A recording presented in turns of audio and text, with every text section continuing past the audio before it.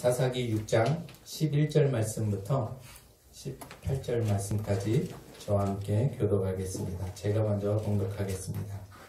여호와의 사자가 아비에셀 사람 요아스에게 속한 오브라에 이르러 상수리 나무 아래 앉으니라.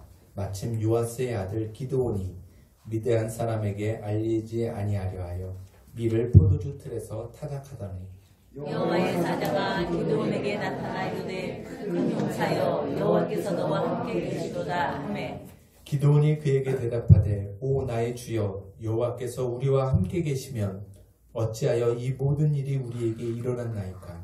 또 우리 조상들이 일찍이 우리에게 이르기를 여호와께서 우리를 애굽에서 올라오게 하신 것이 아니냐 한 그 모든 이적이 어디 있나이까. 이제 여호와께서 우리를 버리사 미디안의 손에 우리를 넘겨주셨나이다 하니 여호와께서 그를 향하여 이르시되 너는 가서 이 너의 힘으로 이스라엘을 구원하라. 내가 너를 보낸 것이 아니냐 하시니라. 그러나 기드온이 그에게 대답하되 오 주여 내가 무엇으로 이스라엘을 구원하리이까. 보소서 나의 집은 므낫세 중에 극히 약하고 나는 내 아버지 집에서 가장 작은 자이다 하니 여호와께서 그에게 이르시되 내가 반드시 너와 함께하리니 내가 미디안 사람 시기를 한 사람 치듯 하리라 하시니라. 기드온이 그에게 대답하되 만일 내가 주께 은혜를 얻었사오면 나와 말씀하신 이가 주 되시는 표징을 내게 보이소서. 내가 예물을 가지고 다시 주께로 와서 그것을 주 앞에 드리기까지 이곳을 떠나지 마시기를 원하나이다 하니 그가 이르되 내가 너 돌아올 때까지 머무리라 하니라. 아멘. 자리에 앉으시겠습니다. 이 말씀은 살아계신 하나님의 말씀입니다. 아멘. 오늘 이 말씀을 가지고 큰 용사요라는 제목으로 말씀을 함께 나누겠습니다. 말씀을 나누기에 앞서서 우리가 지금 벌써 5번째 사사까지 지금 하고 있는데요. 우리 복습하는 의미로 우리 퀴즈를 좀 내도록 하겠습니다. 우리 상이 있기 때문에 우리 어린이들은 집중해서 우리 상을 좀 맞춰줬으면 좋겠습니다. 우리 첫 번째 문제를 한번 볼까요? 이스라엘의 첫 번째 사사로 메소포타미아 왕 부산 리다라임으로부터 이스라엘을 구해낸 사사는 온니엘입니다. 이 온니엘의 큰 아버지, 온니엘의 큰 아버지의 이름은 무엇일까요? 1번 여호수아, 2번 모세, 3번 갈렙. 네, 시희 언니가 제목. 네, 갈렙 맞았어요. 마이쮸를 상으로.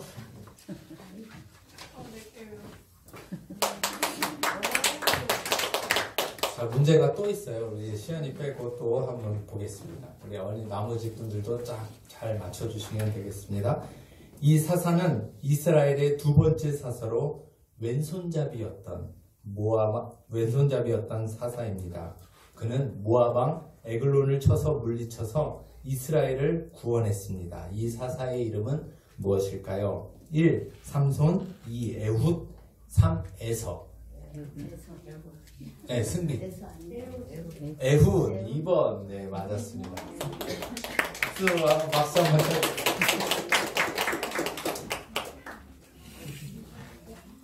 우리 문제가 아직 하나 더 있으니까 우리 실망하지 말고 못 맞추는 친구들은 또 맞춰주시면 되겠습니다. 자, 우리 3번. 세 번째 사사 아낫의 아들 삼갈은 못모로 블레셋 사람 600명을 죽이고 이스라엘을 구원했습니다. 이 못모가 뭘까요? 1번 양날검, 3번 2번 철병거, 3번 소모는 막대기. 설명하세요. 네, 소모는 막대기로 600명을 죽입니다. 자, 우리 그냥 끝나면 좀 아쉬우니까 또 우리 어른들에게도 하는 기회를 드리도록 하겠습니다. 어른들은 잘 맞춰주셔야 됩니다. 자, 보너스 문제인데요. 여기에 나오지 않습니다. 이스라엘 최초의 여성 사사의 이름은 드보라입니다. 그렇죠? 이거 너무 쉬워서 드보라인데 그 드보라는 누구와 함께 협력해서 세 사람과 함께 협력해서 그 하솔 왕 야빈을 무찔러서 이겼습니다. 무찔러서 이스라엘을 구원했습니다. 그와 함께 동역했던 두 사람을 더 이름을 얘기해 주시면 돼요. 드보라, 그 다음에 군대 장관 누구의 아내 무명 여인이었던 누구, 두 사람을 맞춰주시면 됩니다. 누굴까요? 군대 장관 시스라. 아니, 시스라는 그 하솔 왕의 군대 장관이었습니다. 군대 장관 맞아요. 근데 적군의 군대 장관이죠. 이름이 그 좀 비슷한 사람이 있어요. 발람도 있고 발가락도 있고. 네. 네. 군대 장관은 바락이고, 그다음에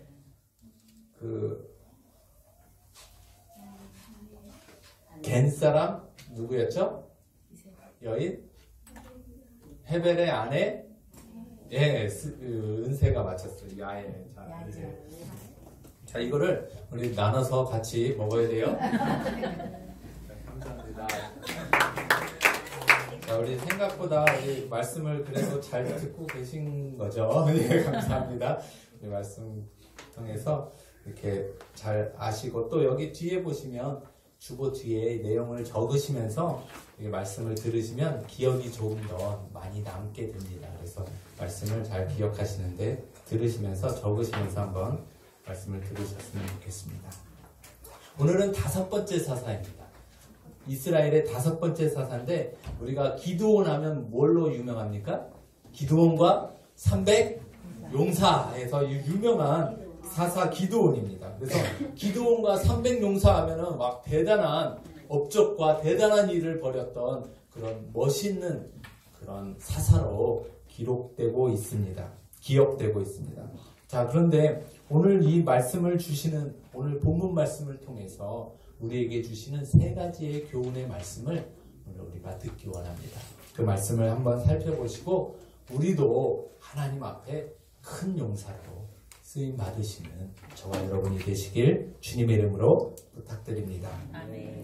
먼저 이 사사기에 패턴이 있다고 그랬습니다. 사사기는요, 미디안 이스라엘 백성이 태평해지고 그 다음에 이제 아무런 문제가 없게 되자 이스라엘을 구원했어요. 그리고 나서 그들이 문제가 없고 평안해지면 이스라엘 사람들이 꼭 뭐를 해요? 다시 범죄하기 시작하는 거예요. 그러니까 게을러지고 범죄하기 시작합니다. 범죄하자 하나님은 이번엔 미디안을 들어서 이스라엘을 책망하시는 도구로 사용하십니다. 이 미디안은요, 어떤 민족이냐면 아브라함이 얻은 후처 중에 그두라라는 사람이 있었어요. 그 그두라라는 창세기 25장 1절 말씀에 보면, 창세기 거기 보면 그두라라는 후처를 통해서 아브라함이 얻은 자손이 누구냐면 미디안이에요. 자, 그러니까 여러분들 보세요. 하나님의 약속의 자녀는 누굽니까? 이삭. 그리고 이삭의 자손에서 야곱이 이스라엘이 되잖아요. 야곱의 자손들이 12자녀가 이스라엘이 되잖아요. 그러니까 이 이스라엘 이삭과 야곱과는 미디안은 어떤 관계예요? 네? 같은 혈통이에요. 그러니까 어떻게 보면 약 사촌 정도 되는 그런 관계예요. 어떻게 보면 아버지는 똑같지만 어머니가 다르니까 사촌 정도 될 수 있는 그런 정입니다. 그런데 아내가 정실 아내가 아니었다라는 겁니다. 그래서 이 미디안은 사실은요, 이스라엘과 가까운 민족이면 가까운 민족이 되어야 하는 거예요. 그렇죠? 그 가까운 민족이어야 합니다. 그런데 문제는요, 이 미디안은요, 모압과 동맹을 맺고 오히려 누구를 공격했어요? 이스라엘을 공격했다라는 겁니다. 자, 그리고 이 미디안은요, 모세가 그 애굽인 간수를 쳐서 죽이고 도망해서 간 곳이 어디냐면 아라비아 광야, 미디안 광야라고 하는 아라비아 광야에 있는 미디안 족속에게로 들어간 거예요. 거기서 누굴 만납니까? 네? 모세의 짝꿍 누구예요? 짝꿍을 만나는 거예요. 거기 우물가에서 약대를 먹이면서. 그래서 미디안들은요, 아라비아 광야에 살면서 그들은 유목 생활을 하고 또 무역 활동을 하는. 그래서 무역하는 활동이 어디서 또 나옵니까? 채색 옷을 입었던 꿈쟁이 요셉을 누구에게 팔았어요? 형들이? 미디안 상인들에게 판 거예요. 그래서 무역업도 하고 있었던 그런 미디안 족속이었다라는 겁니다. 자, 그런데 이 미디안 족속이요, 이스라엘과 친해야 되지만 친하지 않고 모압 족속과 함께 손을 잡고 연맹하여서 이스라엘을 공격했다라는 거예요. 모압은 이스라엘을 대적하는 그런 족속이었기 때문에 그들과 함께 동맹을 맺었기 때문에 같이 뭐 하는 거예요? 압제하는 거예요. 자, 그래서 고대 근동 지역의 특징을 보면 추수 때가 되면 그들은 뭘 하냐면 늘 다른 민족, 다른 종족의 추수한 추수 물품을, 그게 생활적이잖아요. 그걸 약탈하는 전쟁이 시작됩니다. 그러니까 옛날 시대니까 그런 것들이 있었다라는 거예요. 추수해 놓으면 약탈해 가는 거예요. 그래서 이것들이 심해지자 국방력이 강하고 민족이 강하고 힘이 있으면 지켜낼 수 있지만 약하면 지켜낼 수 있어요, 없어요? 다 뺏기는 거예요. 다 뺏기는 거예요.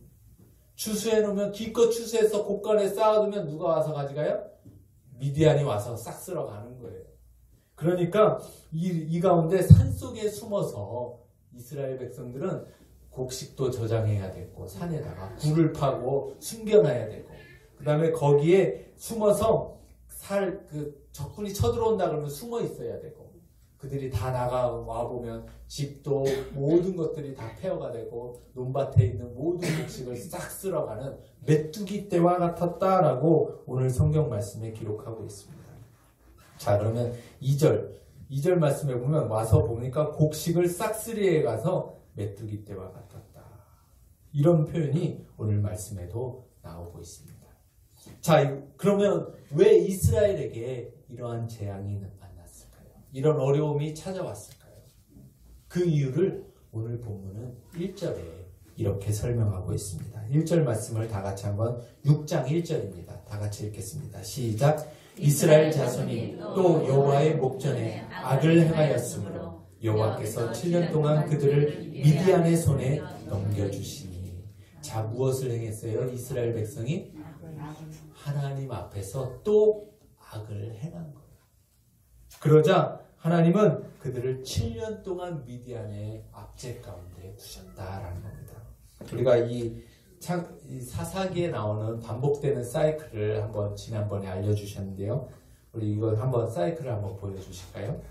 하나님 앞에서 하나님이 복을 주셔요.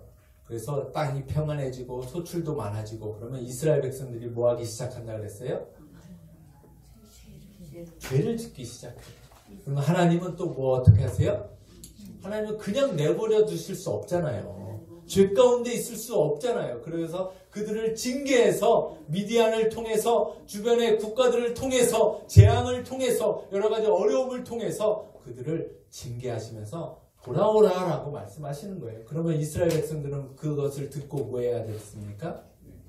회개하는 거예요. 돌이키고 깨닫고 회개하고 주님 앞으로 돌아오면 하나님은 다시 회복해 주시고 복을 허락해 주시는 줄 믿으시기 바랍니다.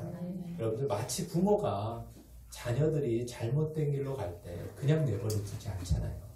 사랑하는 부모라면, 자식을 사랑한다면 그들을 징계해서라도 책망해서라도 주님 앞으로 바른 길로 돌아오게 하듯이 하나님도 우리에게 그렇게 징계하시는 하나님이시다라는 것을 우리가 알 수 있습니다.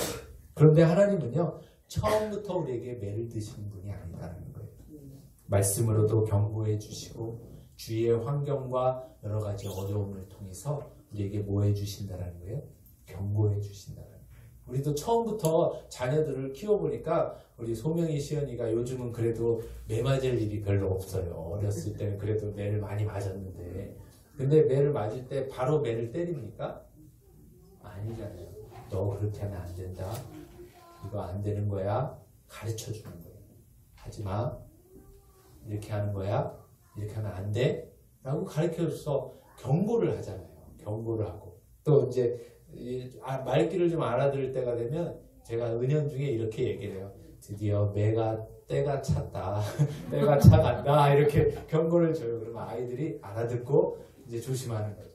왜냐하면 그것을 하지 않아야 할 일들을 하기 때문에 사인을 준다라는 겁니다. 마찬가지로 하나님도 때로는 우리에게 건강으로, 때로는 우리에게 물질로, 때로는 우리의 자녀나 어떤 사람 인간관계라든가 주위의 환경을 통해서 우리에게 말씀을 주신다. 우리는 그렇기 때문에 그렇다면 지혜롭다라는, 우리가 성숙한 자녀라면 그것을 보았을 때, 그것을 들었을 때 어떻게 해야 합니까? 돌이켜야 돼요. 깨닫고 돌이키는 거예요. 때가 차간다 이렇게 얘기를 들었을 때 우리 아이들이 벌써 이해를 하고 돌이키듯이 돌이켜야 된다는 겁니다. 매 맞고 여러분들 보세요. 매 맞고 돌이키면 뭐예요? 평균이에요. 보통이에요. 보통. 매 맞고 그래도 깨닫고 돌이키면 그래도 보통이에요. 왜냐하면 우리는 누구나 실수할 수도 있고 다 우리가 그렇게 할 수 있기 때문에 그렇습니다. 매 한 번도 나는 안 맞고 자랐습니다 하시는 분 계세요? 한 번도 꾸지람이나 어른들이나 주위 사람으로부터 어른들로부터 꾸지람을 듣지 않고 저는 잘해왔습니다. 없잖아요. 그런 사람이 없단 말이에요. 그러면 꾸지람을 들었을 때, 책망을 받았을 때 바로 돌이킬 수 있다는 거, 그거는 보통이에요. 그 정도는 평균입니다. 그런데 문제는 뭐냐면 매를 맞으면서도 끝까지 고집 피우는 녀석들이 있어요. 끝까지. 네? 매를 맞으면서도 끝까지 버팅기는 거예요. 그러면 어떻게 돼요? 매를 더 맞는 거예요. 더 맞는 거예요. 매를 더 맞는단 말이에요. 여러분들 이 버팅기는 게 능사가 아니라 하나님께서 우리에게 책망하실 때는 어떻게 해야 합니까? 내가 잘못했습니다. 주님 앞에 무릎 꿇어서 그 매를 맞을 때도요, 잘못했습니다 하고 이렇게 막 하면, 아이고 잘못했어요, 자신은 죄송해요, 우리 그러면 매를 덜 맞아요. 그런데 아무 소리도 안 하고 그냥 버팅기고 때리는 매 다 맞고 그러면 매도 많이 맞지만 부모님의 마음도 아프잖아요. 마찬가지로 우리가 하나님 앞에 책망을 받았을 때 우리는 어떻게 해야 하는 거예요? 돌이켜야 된다. 우리 일반 보통은 해야 되잖아요. 그렇죠?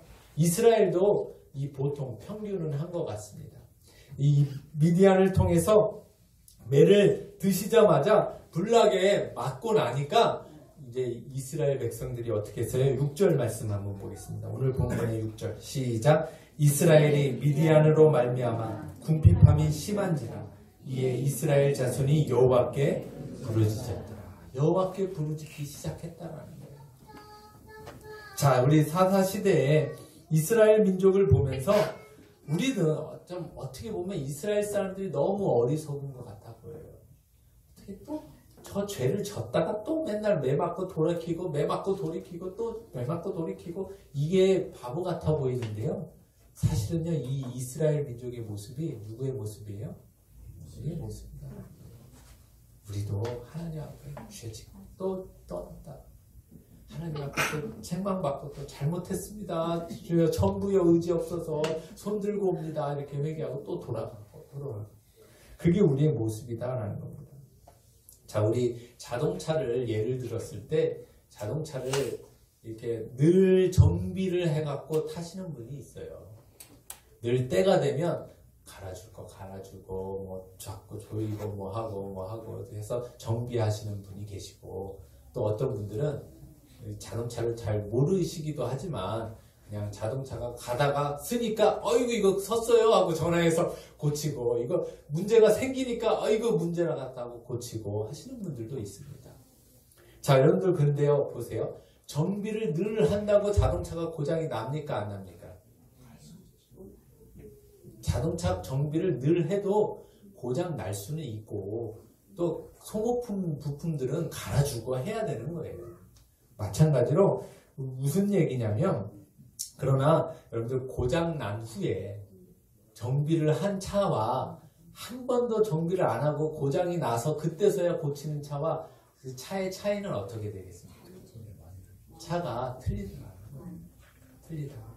마찬가지로 저는 개인적으로 우리 성도님들의 신앙도 정비해 가는, 늘 꾸준하게 꼼꼼하게 매일매일 체크하고 그렇게 정비해가는 신앙의 성도님의 모습들이, 신앙의 모습이 있으셨으면 좋겠다는 거예요. 이 얘기는 무슨 얘기냐면요, 평안할 때 우리가 하나님의 복을 받아서 평안을 누리고 아무런 문제가 없을 때 우리가 뭐 하라는 거예요?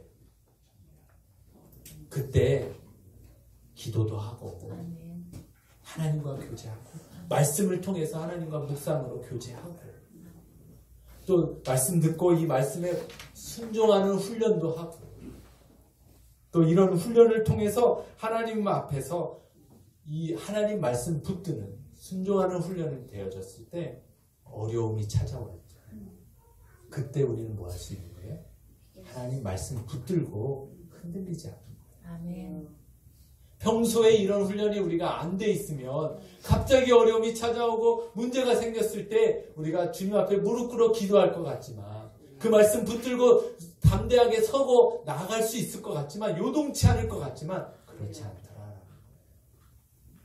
그래서 우리가 평소에 갑자기 어려운 일을 만나서 하려고 하면 안 된다. 평소에 정비형 우리 신앙님처럼 모습처럼 평소에 하나님의 말씀을 붙드는 훈련도 하시고 또 말씀 안에 거하는 훈련도 하시고 하나님과 늘 교제하는 기도의 시간과 하나님과 교제하는 그런 뭘 세워야 돼요? 영적인 체력을 길러놓으셔야 된다는 겁니다. 그래야 어려울 때, 고난의 때 하나님의 말씀을 붙들고 우리가 요동치 않고 견고하게 서 있을 수 있는 줄 믿으시기 바랍니다. 그래서 첫 번째로 우리에게 주시는 말씀은 뭡니까? 문제가 났을 때, 어려운 일이 만났을 때 그때 하나님 앞에 하소연하고 그런 것이 아니라 평소에 뭐라는 거예요? 영적인 훈련을 잘 받아 놓으라. 영적인 우리 말씀과 기도와 또 그 말씀 붙들고 순종하는 훈련을 평소에 하시는 저와 여러분 되시길 주님의 이름으로 부탁드립니다. 두 번째로 우리에게 주시는 말씀은 우리가 오늘 본문 말씀을 통해서 알 수 있는 것은 하나님과 함께 가야 한다는 겁니다. 하나님과 함께 가야 된다. 혼자 가는 것이 아니라 하나님과 함께 무슨 일을 하시든지 우리 성도들은 하나님과 함께 하셔야 되는 줄 믿으시기 바랍니다. 기드온의 300용사하면요 굉장히 대단해 보입니다. 굉장히 멋있어 보입니다. 그 300용사를 이끌고 수많은 적군들을 물리친 기드온 굉장히 대단해 보이고 훌륭한 장수처럼 보이지만 오늘 성경 말씀에 보면 그는 그런 장수는 아니었다라는 겁니다. 11절 말씀을 한번 먼저 보도록 하겠습니다. 11절 다 같이 한번 읽어보겠습니다. 시작. 여호와의 사자가 아비에셀 사람 요아스에게 속한 오브라에 이르러 상수리 나무 아래 앉으니라. 마침 요아스의 아들 기드온이 미디안 사람에게 알리지 아니하여 밀을 포도주 틀에서 타작하더니. 아멘. 지금 기드온이 뭘 하고 있습니까? 밀을 타작을 하는데 밀은 원래 포도주 틀에서 타작하는 거죠. 그렇죠? 그래야 뭐 바닥도 깨끗하고 그 포도주 틀이 얼마나 큰지 모르지만 그 좁은 데서 막 힘들게 막 이렇게 몰래 숨어서 이렇게 막 해야 되는 거죠? 아니죠. 포도주 틀에서 밀을 타작하지 않는다는. 이 얘기는 무슨 얘기냐면요. 미디안 사람들이 언제 닥쳐서 그들은요 뭘 타고 다녔냐면 약대를 타고 낙타를 타고 이렇게 막 갑자기 와서 급습해서 치고 막 다 뺏어가고 같이 약대를 타고 막 달아나고 그런 일들을 했단 말이에요. 그러니까 지금 이 기드온이 뭐 하고 있는 거예요? 그들 몰래 숨어서 이 지금 타작을 뺏기지 않으려고 숨어서 하고 있는 모습을 볼 수 있다는 겁니다. 그리고 나서 그 여호와의 사자가 기드온에게 너는 가서 너의 힘으로 이스라엘을 구원하라 라고 말씀했을 때 그가 한 대답이 뭔지 아십니까? 15절 말씀을 한번 보겠습니다. 15절 시작. 그러나 기드온이 그에게 대답하되 오 주여 내가 무엇으로 이스라엘을 구원하리이까? 보소서 나의 집은 므낫세 중에 극히 약하고 나는 내 아버지 집에서 가장 작은 자니이다. 아멘. 여기서 내가 저는 아무 능력도 없어요. 힘도 없어요. 그 얘기예요. 그리고 우리 집은요 므낫세 집에서 우리 가문은 약한 집이에요. 근데요, 사실요, 기드온의 집이 약한 집이 아니었어요. 기드온의 집에 뭐가 있었어요? 산당들이 있었어요. 그 아세라, 바알, 상이 그렇게 할 만큼 집이 그런 작은 집이 아니었다라는 거예요. 그러니까 사이즈가 작은 집이 아니라 그런 유력한 그런 집이었다라는 거예요. 여러분들 옛날에도 보면 제사 지내고 하는 건 누가 해요? 작은 막내들이에요? 아니에요. 산당 이거 하고 제사 지내는 거 이거 막 가지고 관리하고 하는 사람들은 다 뭐예요? 장손들이나 이런 사람들이 한단 말이에요. 좀 어른들이 한단 말이에요. 그러니까 이게 작은 게 아닌데 뭐가 자기 스스로 자기가 이렇게 겁도 나고 연약한 그런 모습을 볼 수 있다라는 겁니다. 므낫세 중에서 극히 약하고 나는 내 아버지 집에서 제일 작은 자입니다. 이렇게 얘기하는 거예요. 또 이후에도 27절 말씀에도 보면 바알과 아세라 상을 헐어라라고 그 산당 제단을 헐어버려라라고 명령했을 때 그 명령을 언제 해갑니까? 밤에. 왜냐하면 그 밤에 하면서 27절 말씀 한번 보겠습니다. 27절 다 같이 읽겠습니다. 시작. 이에 기드온이 종 10사람을 데리고 여호와께서 그에게 말씀하신 대로 행하되 그의 아버지의 가문과 그 성읍 사람들을 두려워함으로 이 일을 감히 낮에 행하지 못하고 밤에 행하니라. 아멘. 누굴 두려워했다고요? 아버지 집안 사람들과 성읍 사람들을 두려워하는 그런 겁쟁이의 모습을 기드온에게서 볼 수 있었다라는 겁니다. 그런데 사실은요, 인간적으로 보면 이 사람은요, 신중한 사람이라고 말할 수도 있지만 소심한 사람이다. 우리 좋게 얘기해서 소심한 사람이다라고 말할 수 있지만 우리 나쁘게 얘기하면 겁쟁이잖아요. 그런데 이런 기드온을 향해서 하나님께서는 뭐라고 그를 부르시느냐? 12절 말씀을 한번 보겠습니다. 12절 시작. 여호와의 사자가 기드온에게 나타나 이르되 큰 용사여 여호와께서 너와 함께 계시도다. 아멘. 뭐라고 불렀습니까? 큰 용사여. 야 이 겁쟁아. 그게 아니라 큰 용사여라고 기드온을 부르셨다라는 거예요. 그런데 이런 겁쟁이와 같은 기드온이 큰 용사가 될 수 있었던 비결이 오늘 본문 말씀에 나와요. 그게 뭐라고 말씀하십니까? 누가 함께 계신다고요? 여호와께서. 만군의 여호와 하나님께서. 만군이라는 것은 모든 군대에 뭐라는 거예요? 우두머리 대장 되시는 주님이 너와 함께 하시기 때문에 너는 뭐라는 거예요? 기도는 큰 용사가 될 수 있었다라는 겁니다. 여러분들 여기서 알 수 있는 것은요, 하나님이 함께 하시면 그는 비로소 큰 용사로 쓰임받게 되는 줄 믿으시기 바랍니다. 우리 크신 하나님이 위대하시고 하나님이 전지전능하시고 하나님이 능력이 있으시기 때문에 그 하나님의 능력의 손에 우리가 붙들리면, 우리가 능력이 없어도 우린 연약해도 우린 겁쟁이와 같아도 하나님의 손에 붙들린 기드온, 그는요 큰 용사로 주님 앞에 쓰임받게 되는 줄 믿으시기 바랍니다. 그래서 하나님이 함께 하시는 사람은요 큰 용사인 거예요. 우리 여러분들은 하나님과 함께 하고 계십니까? 아멘. 여러분들이 하시는 일들 가운데, 여러분들의 삶 가운데서 하나님이 함께 하시면 나는 큰 용사로 쓰임받는다라는 것을 꼭 기억하시고 나아가시길 주님의 이름으로 부탁드립니다. 아멘. 삼갈 기억나시나요? 삼갈은 뭐로? 소문은 막대기. 그 아무것도 아니잖아요. 소문은 막대기 들고 휘두르고 온다면 군인들이 겁날까요? 겁나지 않죠. 그런데 그것으로 600명을 쳐서 물리치는 사람이 되었죠. 여호수아도 두려웠지만 하나님이 내가 너와 함께 하겠다라고 말씀하셨을 때 그 위대한 지도자 모세의 뒤를 이어서 이스라엘 가나안 땅을 정복하는 그 일들을 이루어낼 수 있었다라는 겁니다. 여러분들, 우리는 아닙니까? 우리는 하나님이 함께 하시지 않습니까? 우리에게 주신 약속은 무엇입니까? 볼지어다 내가 세상 끝날까지 너희와 항상 함께 있으리라. 아멘. 약속하셨잖아요. 우리 이 약속 붙들고 우리 하나님과 함께 큰 용사로 담대하게 당당하게 나아가시는 저와 여러분들 되시길 주님의 이름으로 부탁드립니다. 아멘. 여러분들 우리가요 하나님이 함께 하시지 않으면 우리가 혼자 할 수 있습니까? 없다라는 거예요. 우리 사역도요, 저희 가정도, 우리 교회도, 또 여러분들이 경영하는 사업도 하나님이 함께 하시지 않으면 할 수 없습니다.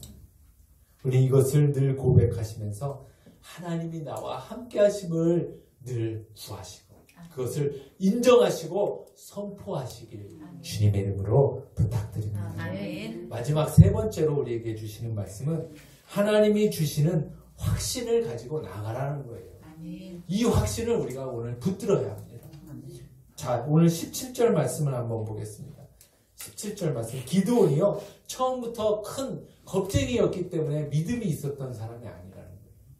그런데 그러면서 하나님 그 여호와의 사자에게 기드온이 뭘 구하냐면 표징을 구합니다. 내가 확신을 가질 수 있는 표징을 하나님께 구했다라는 겁니다. 17절 말씀 다 같이 읽겠습니다. 시작. 기드온이 그에게 대답하되 만일 내가 주께 은혜를 얻었사오면 나와 말씀하신 이가 주 되시는 표징을 내게 보이소서. 아멘. 주님 하나님의 오신 분이 맞다면 나에게 표징을 보여주십시오 라고 얘기합니다.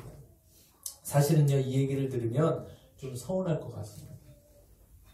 하나님 입장에서는 좀 서운할 것 같아요. 내가 가서 확실하게 얘기해 주는데 표징 좀 보여주십시오. 증거 좀 보여주십시오. 이런 얘기잖아요. 어떻게 믿겠습니까? 이 얘기잖아요. 근데 여러분들 보세요. 위대한 이스라엘 민족이 지금도 뽑는 가장 위대한 지도자 중에 한 사람이 모세예요. 근데 모세를 하나님이 부르실 때도 모세가 뭘 구했습니까? 표적을 구했어요. 하나님 표적을 구했다. 그래서 손을 품에다 넣었다가 빼니까 묻는 병이 들었다가 지팡이를 던지니까 뱀이 되었다가 잡으니까 다시 지팡이. 표징을 보여주시잖아요. 자, 이 무슨 얘기냐면 사실은요 우리가 우리 마음 가운데 바로 하나님의 말씀을 듣고 믿음이 확 생겨갖고 딱 믿으면 괜찮은데 그렇지 못할 때가 있다라는 거예요. 저만 그렇습니까? 그럴 때가 있다. 그럴 때 하나님은 그래도 연약한 우리를 적은 믿음인 우리를 위해서 뭘 보여주신다라는 거예요? 표징을 내게 주신다라는 겁니다. 성경에도 보면 처음부터 믿음이 큰 사람은 없습니다. 보면 믿음이 작은 것들이 있습니다. 성경에도 보면 믿음이 작은 자여 왜 의심하느냐 이런 얘기를 해요. 마태복음 14장 34절 말씀에 보면 여기 시작. 예수께서 즉시 손을 내밀어 그를 붙잡으시며 이르시되 믿음이 작은 자여 왜 의심하셨느냐. 누구 얘기일까요? 베드로 얘기예요. 베드로 무슨 얘기냐면요. 오병이어의 사건 이후에 사람들을 보내고 제자들을 너희 배 타고 건너가라. 그리고 예수님은 따로 산 위에서 기도하시다가 풍랑이 일 때 예수님이 그들이 괴로워하는 걸 보시고 물 위로 걸어서 그들에게 가십니다. 제자들이 유령이다 귀신이다 하면서 막 놀란 거예요. 그러다가 내니 안심하라 두려워하지 말라 라고 얘기하자 베드로가 주님 만일 주시거든 나를 명하여 물 위를 걷게 하십시오 라고 하자 오라 라고 말씀하시자 걸었어요. 물 위를 인류 최초로 물 위를 거는 사람이 누구예요? 베드로예요. 걸었단 말이에요. 그런데 풍랑과 바다를 보고 뭐 했어요? 무서워하고 빠진 거예요. 빠지자 예수님이 즉시로 손을 내밀어 그를 구하시면서 뭐라고요? 믿음이 적은 자예요. 베드로가 뭐 한 거예요? 풍랑과 바다를 보면서 의심했다라는 거예요. 의심했다. 자, 여러분들 여기서 보면 적은 믿음의 사람의 작은 믿음의 사람의 특징이 뭐냐면 뭐라는 거예요? 의심한다. 근데 우리도 의심이 들 때가 있잖아요. 또 마태복음 6장 30절 말씀 보겠습니다. 시작. 오늘 있다가 내일 아궁이에 던져지는 들풀도 하나님이 이렇게 입히시거든 하물며 너희일까 보냐 믿음이 적은 자다. 자, 믿음이 작은 자는 뭐 한다고요? 무엇을 먹을까? 무엇을 마실까? 무엇을 먹을까? 입을까? 뭐 한다고요? 염려한다고요. 염려한다. 왜? 뭘 믿지 못하기 때문에. 하늘 아버지께서 먹이시고 입히시는 것을 믿지 못하기 때문에. 그러면서 이 31절에 그러므로 염려하여 이르기를 무엇을 먹을까? 무엇을 마실까? 무엇을 입을까? 하지 말라. 이것이 다 하나님을 알지 못하는 이방인들이 하는 것이다. 자, 그러면 염려하고 걱정하는 사람은 누구라는 거예요? 믿음이 큰 자예요? 작은 자예요? 작은 자라는 거예요. 여러분들 우리가 이 믿음이 그런데요. 하나님은 믿음이 적고 우리도 염려할 때가 있어요? 없어요? 있잖아요. 의심할 때가 있어요? 없어요? 있단 말이에요. 그런데 하나님은요. 그렇다고 너희를 야 나를 믿지 못하냐 저리 가라 라고 하지 않으시고 우리 믿음이 적은 자들, 의심하는 자들도 하나님은 긍휼히 여기시고 하나님의 적은 믿음이라도 확신을 가질 수 있도록 우리 가운데 표징을 허락해 주시는 줄 믿으시기 바랍니다. 자, 그래서 표적을 구하는 표적을 가지고 주시는 목적은요. 그 표적을 통해서 무엇으로 이르라고요? 큰 믿음으로 나아가라.